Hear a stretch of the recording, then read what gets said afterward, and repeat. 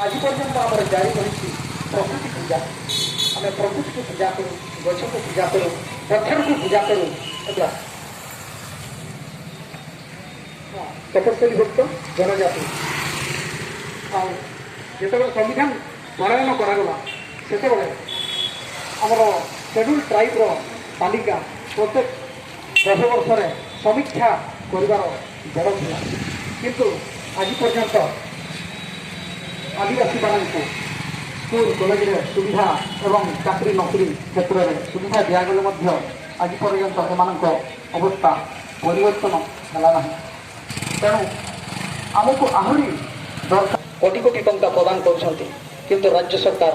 से टंका को समस्त टंका को खर्च कर न पारे पुणी फेर आज पर्यंत आम धर्मर मान्यता